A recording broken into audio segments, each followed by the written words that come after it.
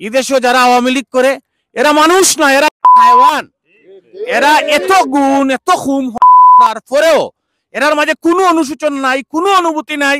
এরা আয়নাগর তৈরি করলো, এরা হেফাজতে ইসলামর 2013 সালও হাজার হাজার আলিমহলরে হত্যা করলো। জুলাই আন্দোলনও তারা 2000-এর বেশি ছাত্র শ্রমিক সাধারণ মানুষ করার পরেও তারা হেলিকপ্টার তনে গুলি না করিয়া ফানে দিছে। জুলাই হেফাজতে ইসলাম রে তারা রং লাগাইয়া এরা নাকি সম্মানিত উলামা একরাম রাস্তার মাঝে আসলা আর পুলিশ দিকে তারা দৌড় দিছেন। এত মিথ্যা কথার পরেও দেশের ব্যাংকগুলারে তারা লুট করে খাইলা, শিক্ষা ব্যবস্থারে ধ্বংস করলা। দেশে 152টা ডিপার্টমেন্টে দেশটা পরিচালিত হয়, 52টা সেক্টরে, কিন্তু 152টা সেক্টরে তারা অকার্যকর করে লেগেছেন। এটা সব সেনাবাহিনী সহ 57 জন সেনাবাহিনীর তারা অফিসারদের হত্যা করছেন।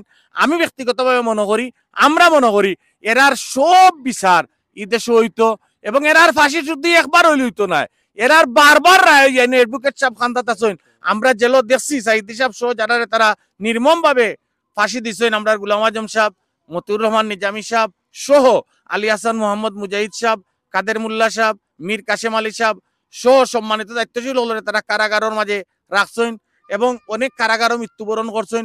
বিএনপির সালাউদ্দিন কাদের চৌধুরী সাহেব সহ ইলিয়াস আলী সাহেব সহ যারা করছেন সকল বিচার ইনি অ্যাডভোকেট সাহেব আছেন আয়নাগর সহ সেউর রায় জেল আমরা পাইছি 120 বছরের আছে, সেউর সাজা 200 বছরের সাজা জেল এই ধরনের মানুষ পাইছি। যার কারণে এক একটা গোষ্ঠনার আলাদা আলাদা এক একটা বিচার হইয়া এরার যেন 500-700 বছরের সাজাও এই দেশ আমরা একটা আশা করবো। জেলের ভিতরে আমরা এই ধরনের আসামি পাইছি যারা রায় হয়েছে 120 বছর, যারা সাজা হয়েছে 110 বছর, 3টা 4টা 5টা মার্ডার কেস, 20টা মার্ডার কেস, এই ধরনের আসামি আমরা জেলের ভিতরে পাইছি। এর দায় আওয়ামী লীগের সাজাটা উপর যায় হওয়া দরকার এবং ভবিষ্যতে আমরা আশা করবো যারা এই দেশে আমরা রাজনীতি কররা ভবিষ্যতে যেন দেশ এবং জাতির কল্যাণে আমরা সবে মিলিয়া কাজ করতাম পারি।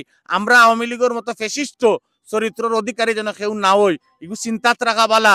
ই ধরনের রইলে ই জাতিয়ে কোন গাদ্দারে ছাড় দিত না ইনশাআল্লাহ।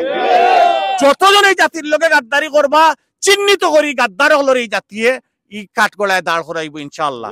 আল্লাহ রাব্বুল আলামিনের কাছে সাহায্য চাই ভবিষ্যতে যেন এই দেশটা আমরা সবর বসবাসের উপযোগী একটা দেশ হয়, ইসলামী তাহজিব তাবাদ্দুন সহ ইসলামী সংস্কৃতি লালন করিয়া যেন আমরা বাঁচতাম পারি। আমরা সব যেন যেভাবে অতীতে আমরা সুন্দর আসলাম ভবিষ্যতে যেন আল্লাহর দিনটা লইয়া আমরা সামনের দিকে অগ্রসর হইতাম পারি। এই কথাগুলা জানাইয়া আমি আমার কথা শেষ করলাম। আসসালামু আলাইকুম ওয়া রাহমাতুল্লাহি ওয়া বারাকাতুহু।